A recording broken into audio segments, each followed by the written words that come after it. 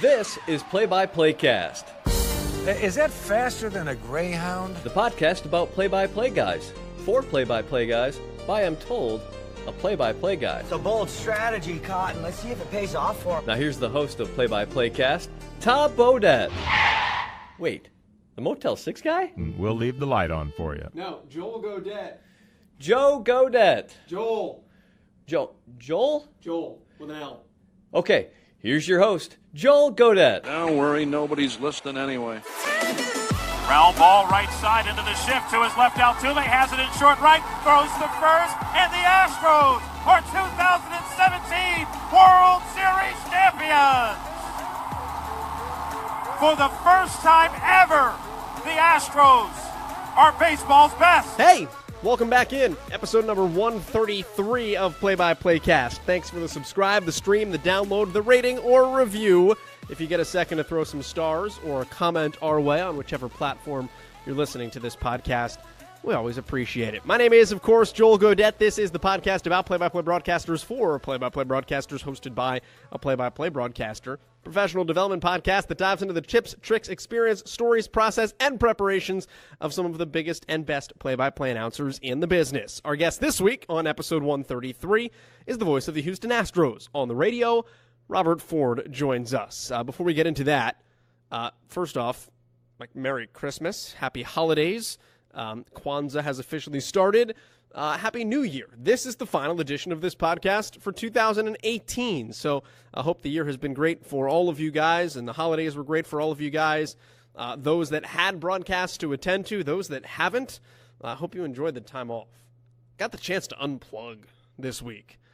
I've done some prep because I've got a broadcast tomorrow, if you're listening to this on time, and then I've got another one on Sunday, and then we're full swing of things once 2019 starts.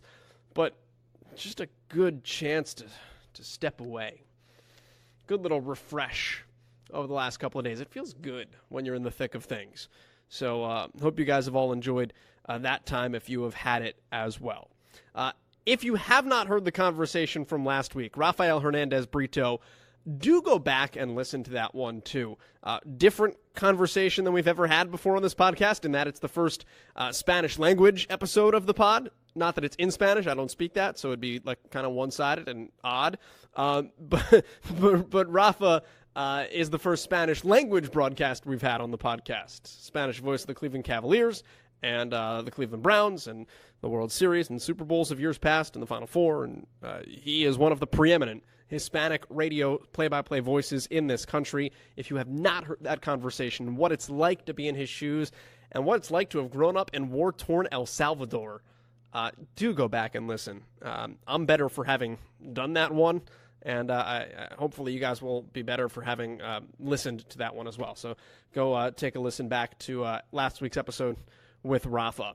This week's episode, though, we turn our attention to baseball in the offseason, get a chance to catch up with some guys, and Robert Ford is a guy that just took a good approach and got better every day and climbed his way up the minor leagues and to the major league level, where he didn't do play-by-play right away, and that was hard, but it situated him in the right spot where eventually he replaces Milo Hamilton as the voice of the Houston Astros several seasons ago. I won't steal his thunder. He will guide you on his whole climb up through the baseball ranks. But where we start with Robert Ford is at the beginning of it all, when he went to Syracuse. And before you hit stop and go, oh, another one of these guys, his path is different. It's not the prototypical, he showed up at WAER and everybody from Bob Costas to Marv Albert to Ian Eagle to Jason Benetti to Kevin Brown to Mike Cousins to anyone else we've had on this podcast, that same story. His path is a little divergent. So that is where we start this week on the 133rd episode of Play-by-Playcast with the voice of the Houston Astros, Robert Ford. Well, you know what's funny? So with WAER, obviously you're having a station that's more or less student-run, has springboarded a lot of people, but it did not springboard me. When I got to Syracuse, I knew, I was a broadcast journalism major. I knew I wanted to do something in sports, particularly baseball, since that was my favorite sport. But initially I thought I wanted to be more like a sports anchor, sports reporter. And so that was kind of my focus initially. And then latter part of my sophomore year is when I realized that, play-by-play was something that interested me more than that. At that point, WAER is a great station in part because it's so competitive. And if you want to do play-by-play at WAER, you pretty much have to walk in the door first day freshman year and say, I want to do play-by-play and kind of get on that track. And I didn't do that. So I knew that really wasn't an option for me. So, there's another student station, Z89, which is an FM station that I used to do sports updates on, and wound up doing some work with the minor league hockey team in Syracuse on their radio broadcasts my senior year, and just kind of figured it out. But as for people who were in school with me, Carter Blackburn, who's gone on to have a really nice career with doing stuff for CBS and other networks. He and I were in the same class. I'm trying to think who else.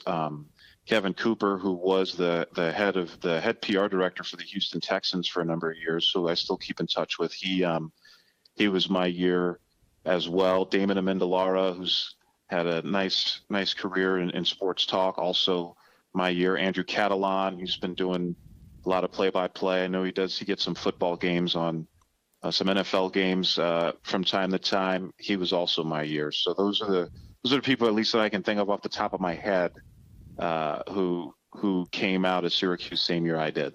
So I'll relate to that a little bit too, because I was actually, and I think I've told this story on the podcast before, I was actually cut from WAER like the third day of college. Wow. So I went to Z89, and that's where I started my play-by-play, and eventually wound up back across campus. But like that was my first couple semesters and couple of years there, was doing high school football and women's hoops and women's lacrosse and such at WJPZ. What on your side made you say 2 years into college, you know what, like I think I want to do play-by-play? I think it was probably something that was always in the back of my mind, but there were just so many things I was interested in, and I was just still trying to figure out what I wanted to do in sports and in journalism. I started off in high school getting the journalism bug from I had a sophomore year global studies teacher. Her name was Mrs. Goodman, and she assigned us about a paper every couple of weeks, which, in high school, I thought this was a work pace that was unprecedented in the history of scholarship. And I mean, they weren't particularly long papers. They were like 4 or 5 page papers, but we had to do, it was basically one every couple of weeks. And I remember my sophomore year of high school was when the big baseball strike was going on. 94, 95, of course, wiped out the 94 World Series and all the 94 postseason, and 95 season started about a month late because of it.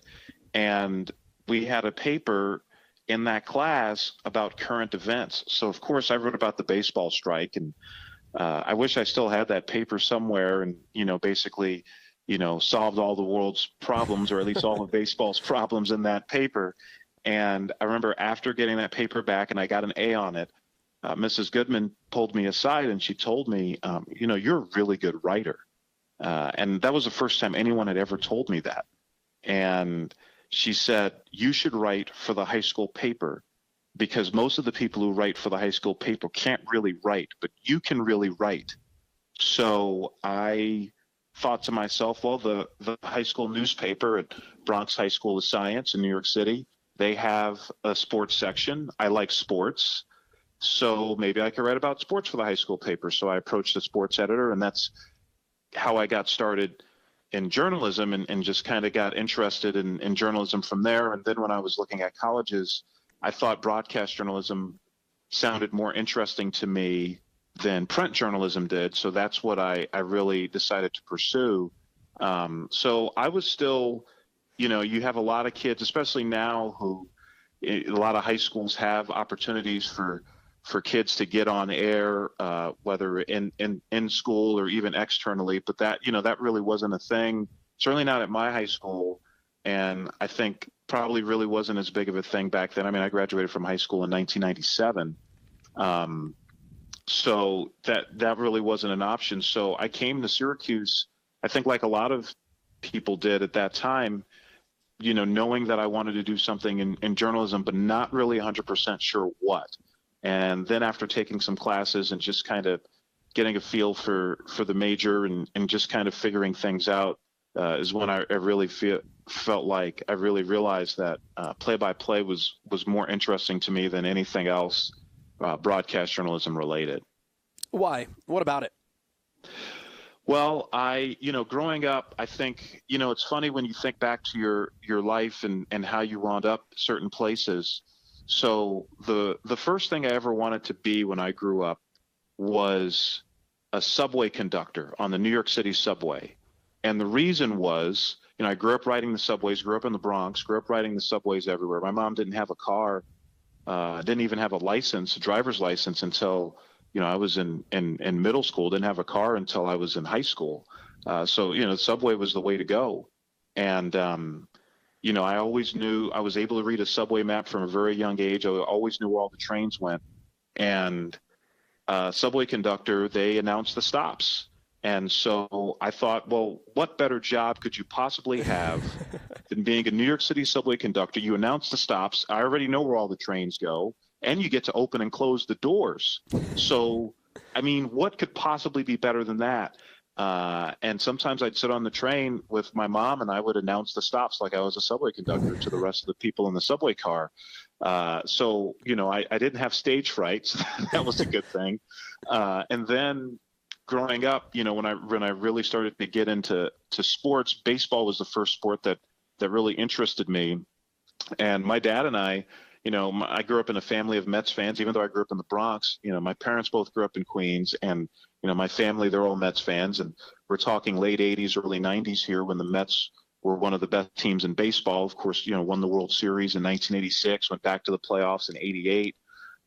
And so I kind of latched on to the Mets. Darryl Strawberry was my favorite player. And, my dad and I, we would watch a lot of games together.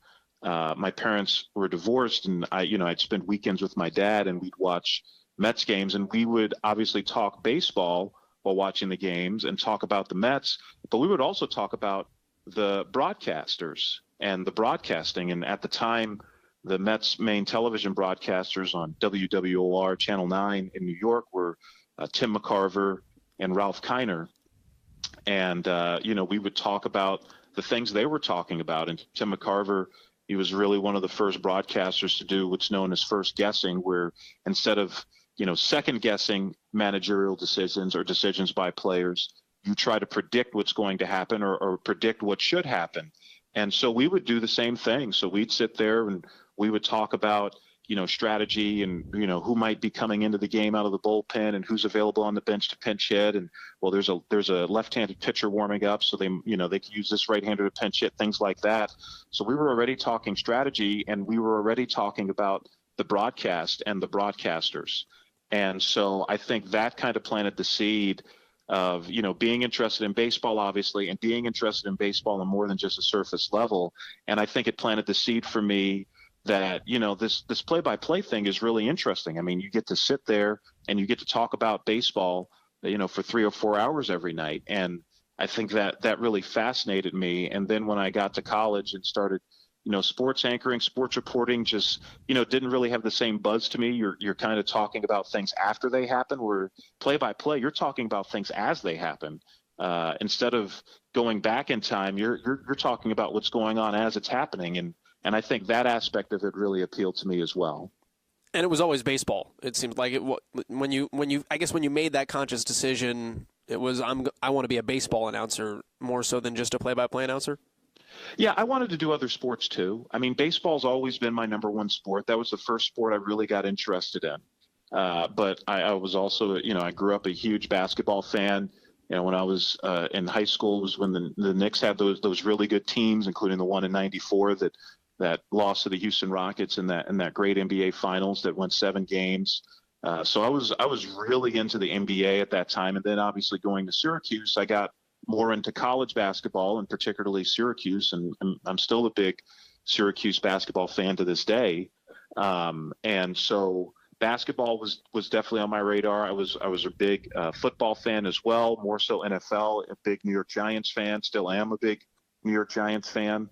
And obviously going to Syracuse also, that was when Syracuse had some really good football teams. I was there for the last 2 years of Donovan McNabb, and Keith Bullock, who played in the NFL for a long time, was in school when I was there. They had a bunch of different first-round picks. To Bucky Jones, who played for the Patriots for a number of years, played at Syracuse when I was there. So had some really good football teams at Syracuse as well that I really got into. So I was interested in other sports, but baseball was always number one. That was always my favorite. And really, when I look back on my career, pretty much every move I've made has been dictated by baseball. I've done other sports over the years, but baseball has always been number one for me and has always been what's dictated everything else that I've done. How long were you in the minor leagues once you got into it, too? 7 years. My first year in the Northwest League in Yakima, Washington for the Yakima Bears. 2 years in independent ball in the Frontier League, Kalamazoo, Michigan, Kalamazoo Kings. And then 4 years in Binghamton, New York, Binghamton Mets. Take me back to those years, too. And I guess when you're in it, how long did those 7 years feel? And I guess how did you use those and how did you get better over that span? Well, it's interesting kind of the evolution, at least for me. I got my first job, Yakima, Washington, 2002, 76 games in 80 days by myself. So it was basically baptism by fire. But I mean, I loved it. And I literally, you always hear people say, try to spend every day trying to get better. But I don't think most people do that. And that's something that I tell whenever I talk to young broadcasters. That's something I always tell them, especially when it's their first job. Every day, try to figure out a way to get better. And my first year in Yakima, that's exactly what I was doing. Part of it was because I didn't know what the heck I was doing. We had a 15-minute pregame show. And I remember before the first game trying to figure out how the heck am I going to fill a 15-minute pregame show. I had no idea. I had no concept of how that worked. And so I had to figure it out. And so every day, I mean, literally every day, I was tweaking how I prepared. I was tweaking things I did on the air. I was just trying whatever I could to just get better and just kind of figure out what made the most sense. So that was my first year. And then I got a job in Kalamazoo, Michigan, working for a radio station group that carried the minor league baseball team in town. And initially it was just to do baseball, and they wound up hiring me full time to do news anchoring and reporting and the broadcast small college and high school football and basketball. But I remember when I got to Kalamazoo, my thought was, all right, so now this is going to be my second team in 2 years. I need to stay here at least 2 years, just so that it doesn't seem like every year I'm changing teams. So I kind of went into it thinking, all right, I want to do this for 2 years in Kalamazoo. And I remember at the time, the management with the radio station, and also, the Bill Lee, who still is the Frontier League commissioner, someone I still keep in touch with. They were very complimentary of my broadcast, and they were like, you're really good. You have a chance to really advance in this business, and got really positive feedback from a lot of people when I was in Kalamazoo. And even after my first year, I remember the league commissioner telling me, he's like, you should be at AA next year. You're good enough to be at AA. But I remember not really applying to any jobs that off season because I wanted to stay a second year. So I did. And then after my second year is when I got the job in Binghamton. And so when I was in Binghamton, I was there for 4 years, and a couple of years in, I was like, well, I need to figure out what I need to do to get to give myself a chance to get a big league broadcasting job. And so I sent demo CDs to almost every single director of broadcasting for a Major League Baseball team. I had all the media guides for all the Major League teams, and I just looked up whoever was in charge of broadcasting, and I sent them my demo. And I sent it with my resume and also with a letter basically saying, I'm a minor league broadcaster, and I'm looking to get to the major leagues. And, if you ever have a need for a fill-in broadcaster, I would certainly love to do that. And, any feedback you could give me on my CD would be appreciated. So most of the teams did not reply, or they sent some boilerplate form letter basically saying, we have no openings. But there were a handful of teams that I heard from. The two that really stand out were Sue Rayson, who has since passed away. She was the director of broadcasting for the Miami Marlins, well, then the Florida Marlins. And she was very helpful. I was on the phone with her and emailed with her several times. And her big thing was basically, I think you're on the right track. You just need reps. You just sound like somebody who just doesn't have a whole lot of experience yet. And the other person who really stood out was a guy by the name of Rob Brooks. And Rob is still the director of broadcasting for the Philadelphia Phillies. And Rob, I'll never forget, it was Valentine's Day weekend, and I was in Syracuse, an hour away from Binghamton, with my girlfriend at the time, and we were like going to have like a romantic weekend in Syracuse. Like we'd gotten a hotel room and the whole thing. And right when we got to the hotel, my phone rang, and it was Rob Brooks. And we spent about an hour and a half on the phone with Rob basically breaking down my demo and giving me some advice that I still use to this day for play-by-play. And so by sending out all those demo CDs, that really helped. Even though it was really just two people who got back to me, I mean, that I still had more insight from doing that exercise than I would have had otherwise, when you're just kind of in the minor leagues, just trying to figure out, well, are you any good? Like, am I wasting my time trying to advance, or is this something that is worth pursuing at a higher level than I'm at right now? And by getting that feedback, that helped tremendously and let me know, all right, this is a worthy pursuit. This is something that, getting to the major leagues is a possibility for me. Well, and there's something to be said for just sending the letter that says, like, hey, can you listen to this and let me know what you think, because I want to get better, as opposed to, and I know you said, like, if you need fill-in work, but that's different than just applying for a job that doesn't exist and hoping you hear back kind of thing. You know what I mean? Right. Yeah, exactly. And I think it definitely helps a lot in terms of just getting my CD out there too, and just getting somebody to listen. The other thing you said that I thought was interesting was the fact that you made the conscious choice to stay 2 years in Kalamazoo, even when you were told, like, you could be in AA next year. How did you, because patience is something that I feel like a lot of us in this industry don't have, a lot of times myself included, where you always feel like you want to find what, we all want to get to the destination without experiencing the journey. How did you have patience in that moment to see the bigger picture? Well, I think there were a few things that helped. One of them was I really enjoyed being in Kalamazoo at the time. I was 24 years old that first year I was there in 2003. It's a great town to be a young person. Western Michigan University, big state school, is there. So, and there are a lot of younger people there my age. So, I didn't have any problem finding dates. So that was always a plus, right? Especially when you're that age.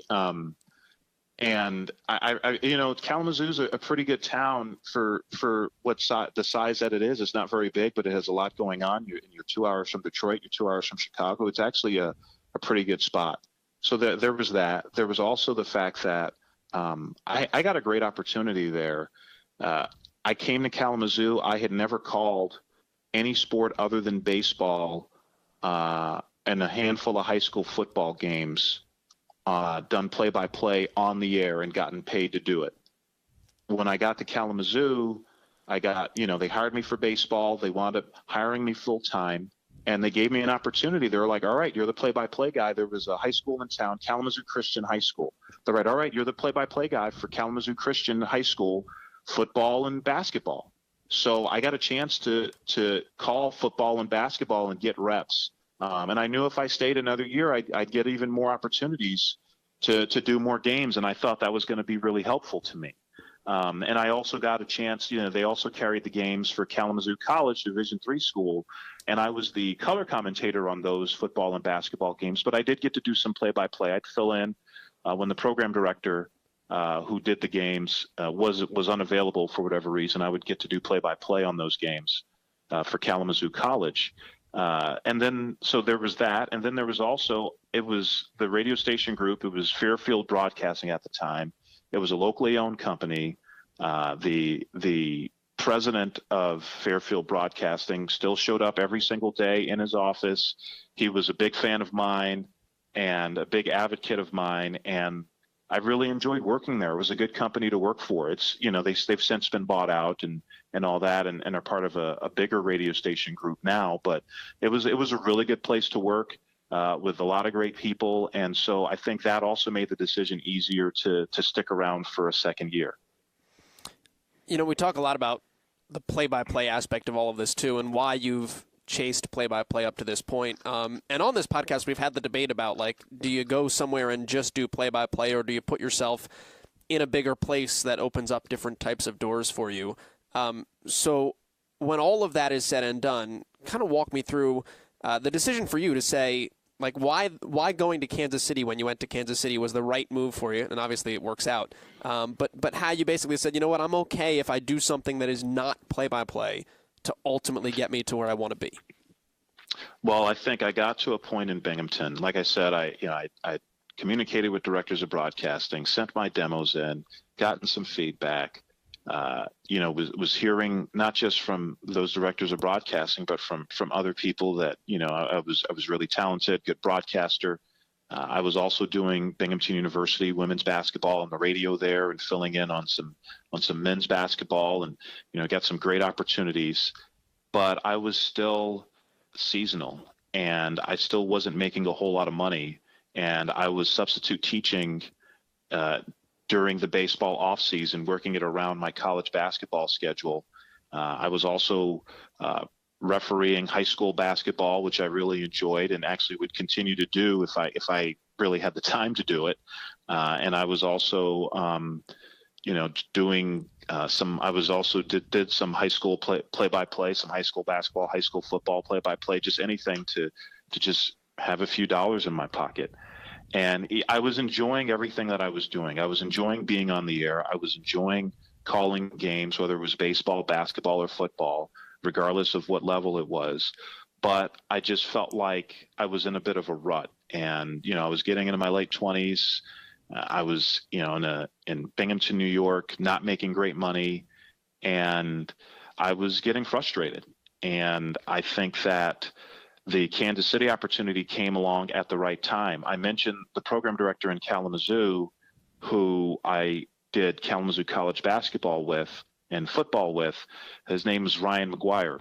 And Ryan McGuire also hosted a sports talk show for the sports station in Kalamazoo. He wound up leaving there probably about a few months after I did, and became a program director in Ann Arbor, and then wound up in Milwaukee as a program director, not on air. And, we would keep in touch.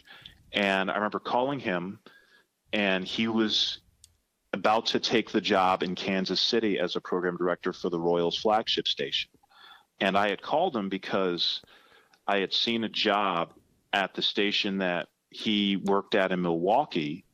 And it was for doing, I think it was some Milwaukee Brewers, maybe pre and post stuff, or I can't remember exactly what it was, but it was basically like a radio reporter, sports reporter sort of job. And I just wanted to pick his brain about it. And I remember he said to me, well, why do you want to apply for that job? And so I basically told him, I feel like I'm in a bit of a rut, and I feel like maybe getting to a market with a Major League Baseball team might help me get a play-by-play job, get into a market, get visible, work my way up in that market. Might be a good path for me to get a Major League play-by-play job. So I said all of this to him, and he said, well, I'm about to become program director for this station in Kansas City. I think I might have something for you, because we're going to need to hire a Royals pre and post game host, because that station, they had become the Royals flagship the year before, and they didn't really have a dedicated pre and post person. And it was a sort of situation where they didn't really have a true nuts and bolts baseball person on staff. People who they had sports talk hosts who were interested in baseball, and obviously, you're a sports talk host in Kansas City, you're going to have to follow the Royals to a certain extent, but the Royals weren't very good, and they hadn't been very good for a very long time. You know, it had been at that point about 20 years since they had been really relevant at all. And so actually even more than 20 years at that point. So there wasn't a whole, you know, the Royals just didn't move the meter. You know, it's like a lot of sports talk stations, you know, NFL is king. And even though the Chiefs certainly were not exactly stellar at that time, that's where the ratings were. And that's what people wanted to hear. And that's what the hosts talked about. And you can't really blame them for that. And I think Ryan felt like they needed a true baseball person to handle the Royals on a day in, day out basis for a team that everybody knew was going to be bad. And that's when it's really hard to cover baseball, is when the team's not very good, especially when you're talking about a post-game call-in show. So Ryan wound up hiring me in Kansas City. He is still the only person on this planet who has hired me twice. So you can question his judgment or praise his judgment, depending on your perspective. And I didn't know anything about sports talk radio. And I remember a couple of weeks in, Ryan sending me a long email basically telling me, this is how you need to structure your show. This is what you need to be doing, which was extremely helpful and helped me get my footing. But, you know, I was just a guy who knew baseball, didn't really know sports talk radio at the time, but learned a lot more about it and kind of varied my skill set. And in the meantime, when I was doing that, I would still do play-by-play demos into a recorder in an empty broadcast booth at Kauffman Stadium in Kansas City, just so I'd always have something to send for any major league jobs or any play-by-play jobs that I was interested in that came open. And it was one of those demos that I used to get the Astros job. How do you, I mean, that's part of the answer, but how do you take that experience and that opportunity and then parlay it into getting back into play-by-play? And I guess how did being in that market and working around a team suit you to be somebody that the Astros say, this guy, A, is really good at play-by-play, but is somebody that's also been around, as opposed to if you had sent them a B-Mets demo, if you had stayed in Binghamton? Well, I think, first of all, it was really tough to not do baseball play-by-play, because there would be times, especially those first couple of years covering the Royals, where I would sit and watch the game. And I was at all the home games. The road games I would watch at the radio station and then do the post-game show from the radio station. But I would sit at those games at Kauffman Stadium, and I would see things, whether it was a pitch sequence, whether it was just something I noticed in the game that players were doing. And I would be thinking, man, I really wish I was on the air right now, because I would be talking about X, Y, and Z. And it was frustrating. And I think one thing that helped keep my sanity was I still did play-by-play, just didn't do baseball. I wound up doing some high school sports. I wound up for 3 years doing University of Nebraska, Omaha basketball. Omaha is about 3 hours from Kansas City, so I drive up there for the games and then drive to the road games on my own. And they were Division II and then transitioning to Division I when I was there. So that helped, that I was still doing play-by-play even though I wasn't doing baseball. But being a Royals reporter, I think it helped give me the perspective of what it's like to cover a major league team and to be around a major league team on a daily basis, because that was just something I didn't know and something I didn't have any experience with. So I think I was able to make, some of the mistakes and work out some of the bugs in that regard. So by the time, the Astros came calling, I had an idea of what it was like to be around a major league team every day and had an idea of what to expect. And I think that more than anything is what helped me in terms of with the Astros job. In terms of what the Astros were looking for and whether they would have hired me without that experience, I don't know, because I think that it was more for me than it was for them that I got to do that stuff in Kansas City. I think it really came down to, for the Astros, it came down to them. For them, it came down to the demo, and, a couple of people liked what they heard and kind of got moved up the food chain. And it also helped that the Astros at the time were not very good. And they knew that they weren't going to be good for at least another couple of years. And I think the Astros felt like they could take a chance on a broadcaster who did not have any Major League Baseball play-by-play experience. So, the timing was certainly a part of it.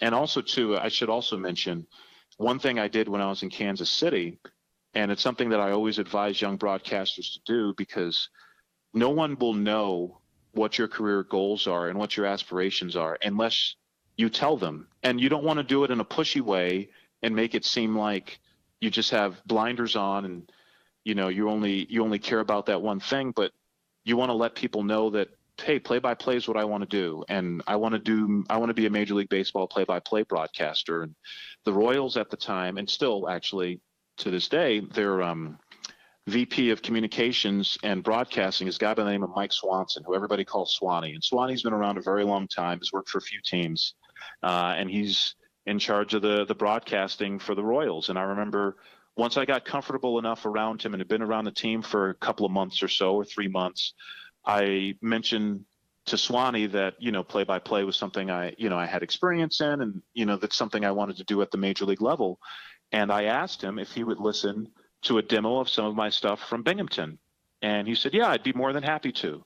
And so I gave it to him. And maybe a couple of weeks later, he said to me, it's not a matter of if you're going to be a major league broadcaster, it's a matter of when.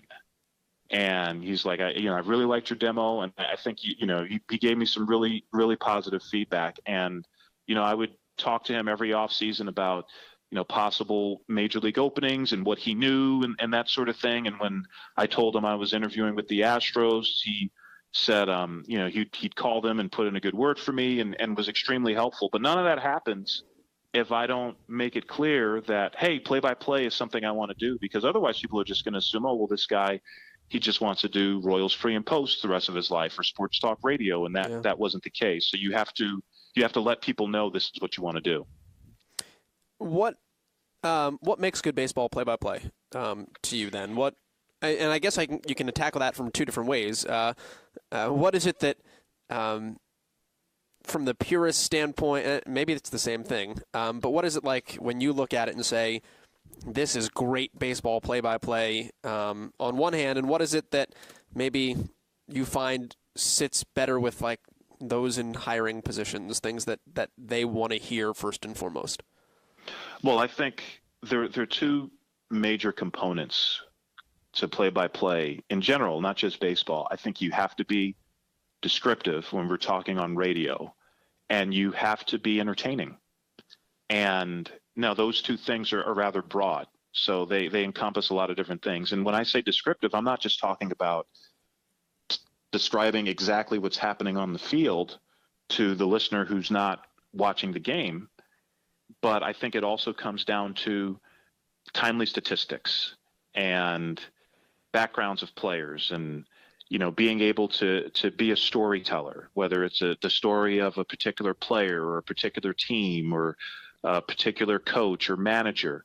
I think that's all part of being descriptive and painting the picture, because you want people to care about what's happening. And why should I care about the second baseman for this team? And you need to give reasons why. So he's coming up here with the bases loaded, and well, he's hitting 450 with the bases loaded this year with 2 grand slams. All right, now I have a reason to care about this guy and care about this situation, why this is so important. And so I think that all comes with description. The entertaining part, I think, is the tough part. And I think that's the part that most broadcasters struggle with, even when they're pretty far along in their career. And I think it comes down to figuring out what suits you best. There's some people out there that are really bombastic and are really, maybe over the top is the wrong word, but certainly very emotive, and maybe in some cases even very loud vocally. And that works for them because that's what their personality is. But there are a lot of people like, that's not my personality. So I have to be entertaining in different ways. And I think that's where the storytelling aspect comes into play. That's where being really descriptive comes into play, and just kind of being yourself. And I think one thing that really helps in baseball is you in Major League Baseball anyway, you always have a partner. And, I'm very fortunate. I have a really great broadcast partner in Steve Sparks, and we can play off of each other. And I think by doing that, both of our personalities come out even more. Steve, he's kind of he's a bit of a class clown type, but he's also, he pays attention. He understands the advanced metrics. He can break down a game about as well as anybody I've ever been around.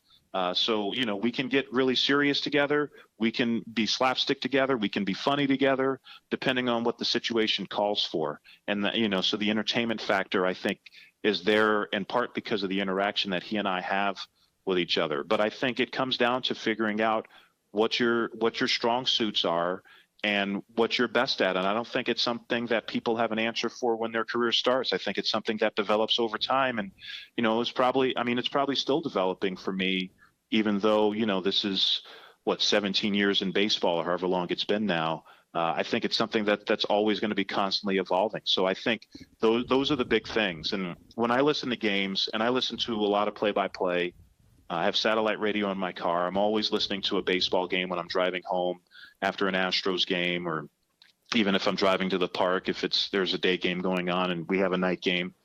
I like the description. I like the storytelling. That's a lot what I listen for. That's what I listen for when I get demos from young broadcasters, because I feel like that's the foundation. The entertainment stuff will come over time as you get to know yourself better. But, the nuts and bolts, being descriptive, I think is really where it starts for broadcasters.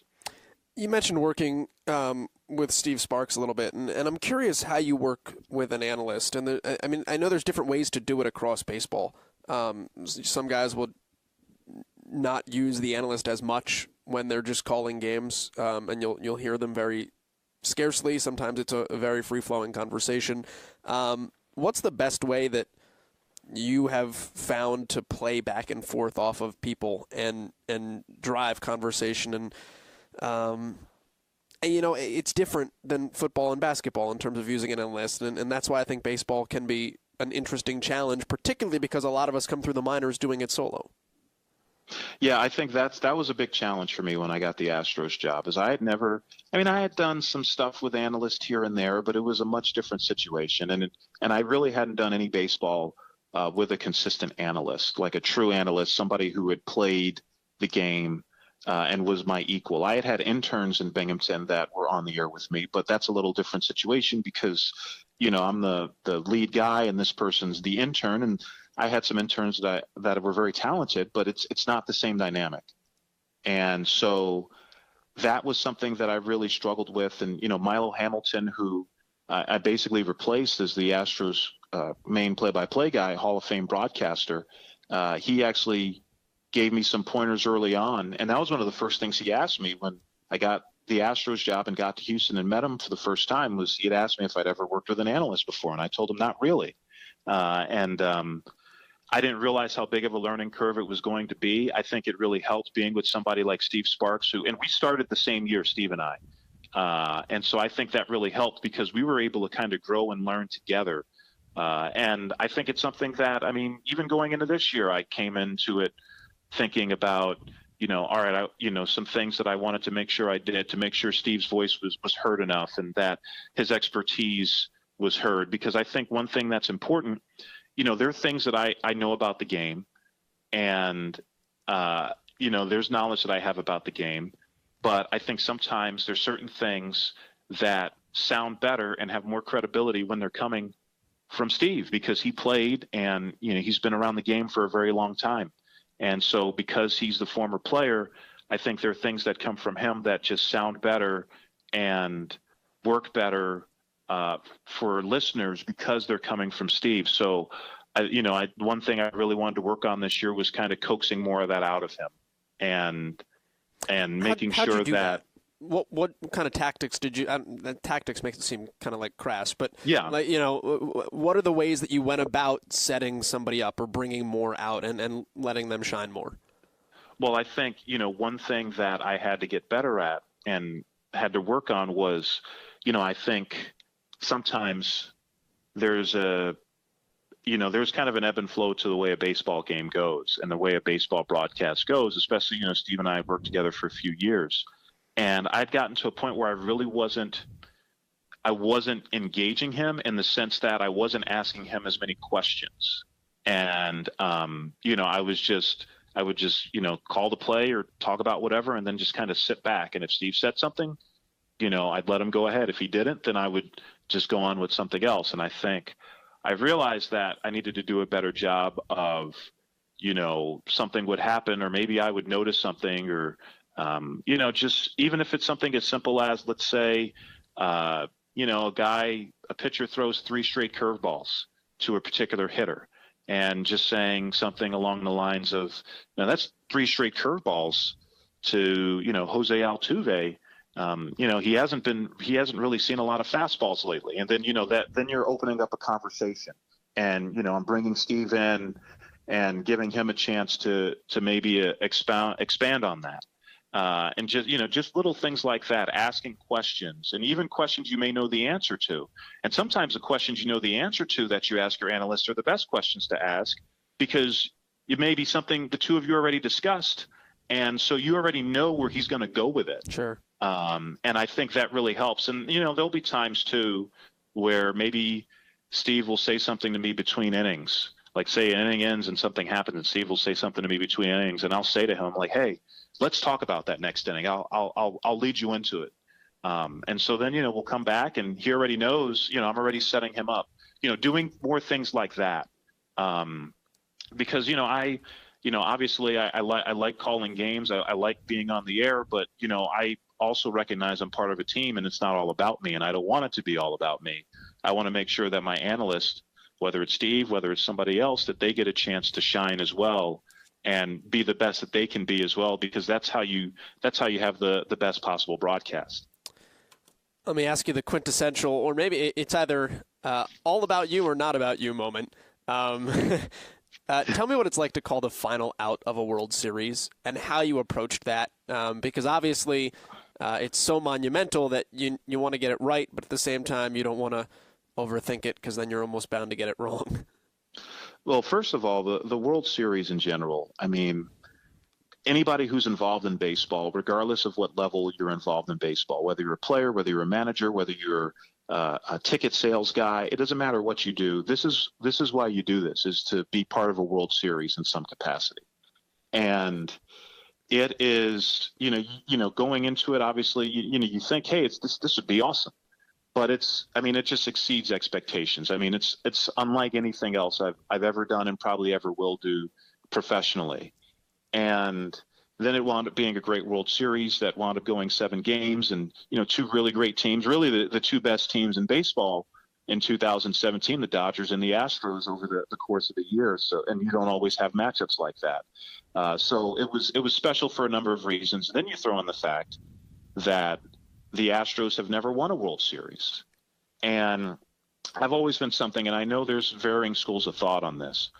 I like to react to what's happening. I try not to pre-plan what I'm going to say too much, because I feel like my best calls come when I'm spontaneous and I'm just simply reacting to what's happening. And that goes back to what I was talking about earlier with the entertainment factor, because I feel like I'm more entertaining when I'm just reacting, as opposed to maybe if I'm scripting something out. And for some broadcasters, it may be different, but for me, this is what I feel works best for me.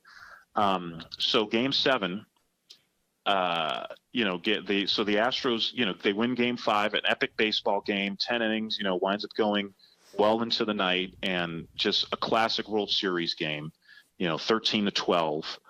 And so, the Astros they're going to LA, Game 6, with a chance to win the World Series. And I remember, I don't really get nervous before games, but sometimes I get anxious if I just want a game to start. And I was as anxious as I've ever been before Game 6, because I like, let's go. Like, let's do this. Like, let's see this happen. Same way. Yeah. Yeah. And, I was just really anxious. And so, Astros wind up losing Game 6. And it was funny because as soon as Game 6 ended, there was this sense of calm over me. And I just remember thinking, I'm going to call a Game 7 of a World Series. No matter what happens, this is going to be amazing. I mean, first of all, you get a chance to call a World Series. Incredible. Now I'm calling a Game 7. So I was so relaxed. And, and of course you have people ask you, well, what do you think is going to happen? I'm like, anything can happen. I don't know what's going to happen, but anything can happen. It's going to be fun.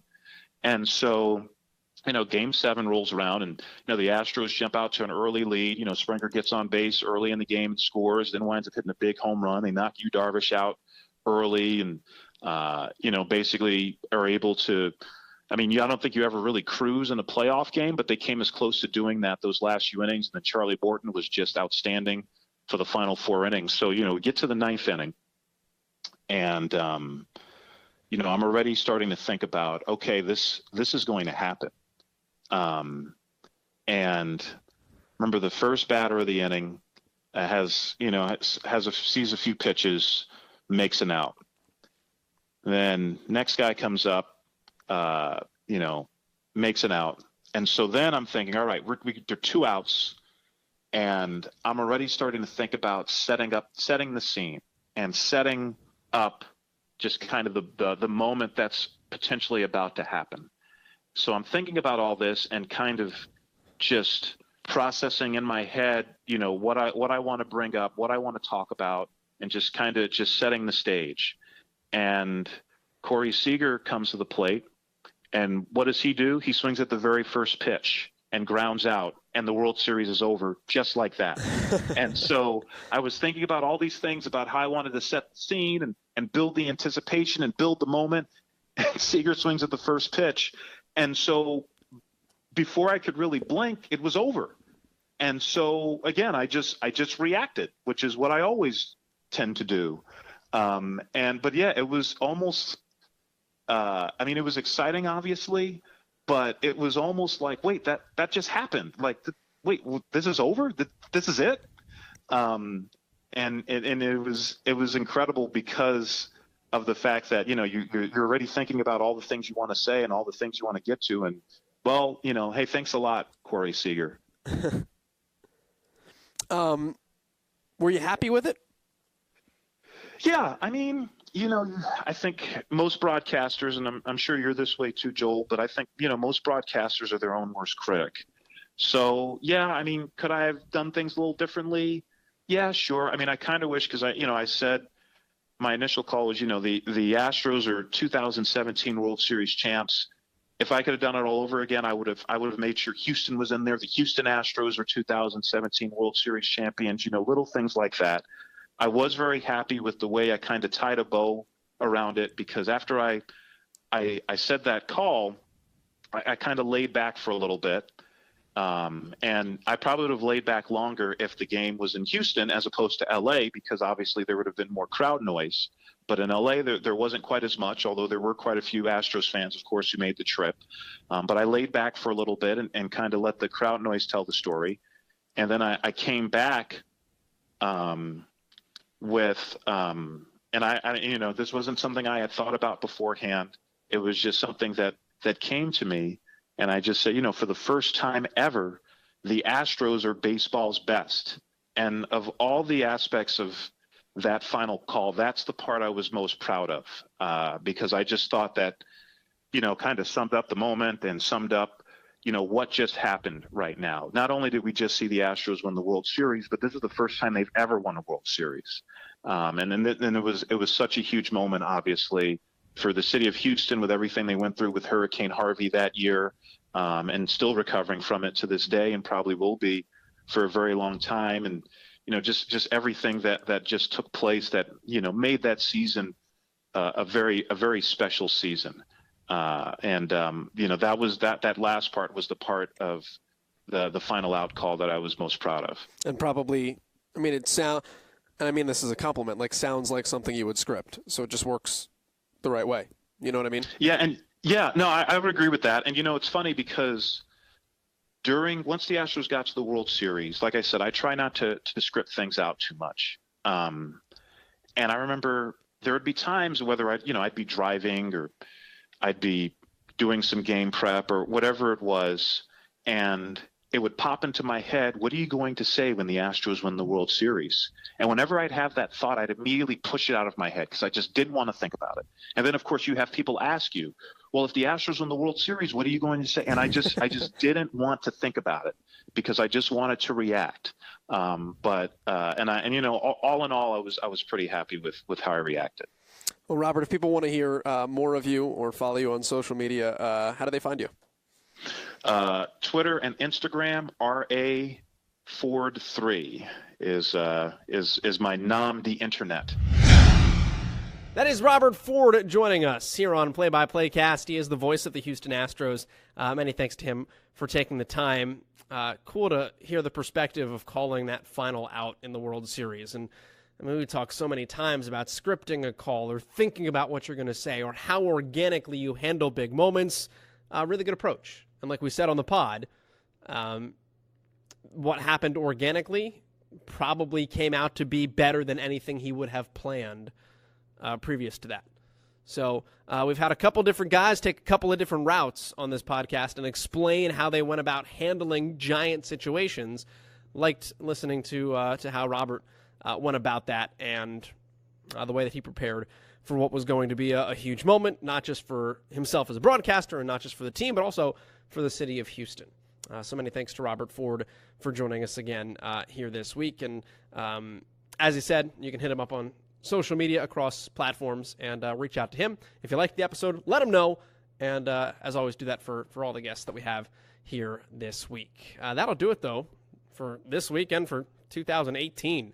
Hopefully the year was great to all of you guys. It was a pretty good year for me. Looking forward to what 2019 has in store. We'll talk to you then. January 5th will be our first episode of Play-by-Playcast for the next year. Another year in the books. Happy New Year, everybody. Thanks for tuning in, subscribing, streaming, downloading. We are out of time. We'll talk to you literally next year here on PXPcast.